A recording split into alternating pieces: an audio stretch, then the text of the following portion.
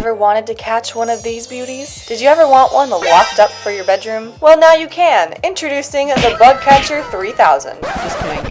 It's just a net. But welcome to another video. Today I'm going to be telling you guys everything I know about catching the butterflies and dragonflies in Bloxburg. This is a brand new update feature that came out with the latest update on August 8th. As you can see, the video is fairly short. That's because it's pretty straightforward, but there is some tips to know. I'm just gonna be honest. Here's proof that you can trust me because I kinda sorta have a problem. But as you can see, there's different colors behind me. We got the butterflies, we got the dragonflies. Now, there are different colors for certain reasons. There are rarities of certain butterflies and dragonflies, if that makes sense. I believe the tier list is common, uncommon, rare, epic, and then legendary. I do not have a legendary, but I do have photos. This is what the legendary looks like. They are a glowing color. There's two different types of legendaries. There's the white one and there's the gold one. But I do have some tips for getting certain ones. Honestly, I do recommend having a neighborhood if you really want to like go all out with the bug catching because it's actually easier to use this little camera that I have. So for anybody wondering the name of the net, it's called Bug Catching Net. If you go to your backpack, you can also just type in net in the search bar and it does come up. You do have to purchase it. So there's 16 different types of butterflies and 16 different type of dragonflies. So that's 32 in total. Now, in order to catch these, you do need this net that I have right here and you just press cast and you swat at it. But whenever you catch one, you will receive the dragonfly or butterfly in a little case like this. You cannot purchase these. You cannot sell them. They just go straight into your inventory. Now, in order to catch the butterflies and dragonflies, you're going to want to pay attention to this above your screen. Also make sure your moods are up. That's kind of an important one because you don't want to faint while you're in the middle of catching a legendary and your character just faints. Or if you just want to have the bills on, put the bills on, but you don't want to miss out on those legendaries. So let's get our moods up really fast. Totally didn't boost my moods. But as I was saying, you're going to want to keep an eye on this little bubble right here. As you can see, it says your bug senses are quiet. There doesn't seem to be any catchable bugs nearby. So as you can see, it is like a blackish gray right now. If you are walking around, it will eventually turn blue if there's one nearby. Another tip, don't walk around. I recommend getting this motorcycle right here for bug catching. Go to Bloxburg, scroll down, and it's the Bloxster DLX2. As you can see, the speed is 70, so it's pretty solid. It's only 1600. I really do recommend it because it is quite fast. So I like to use this one. Here is its speed. Like you can zoom around Bloxburg on this thing. And as I drive around, I'm going to keep an eye on this bubble and it's going to turn blue when there's one nearby. The bugs will not spawn on a plot. Like right now I am on a regular plot. You can see the little outline of where it stops at the end. You can see the little square. Anywhere on the square is not going to be possible to catch, but everywhere else on the map is pretty much available. So like it could be on the street right here. As you can see, it just turned blue. So there's one nearby. I see it. They also do disappear. Oh, this one's a fast one and you just swat at it. It'll get sparkles when you catch it. Come back here.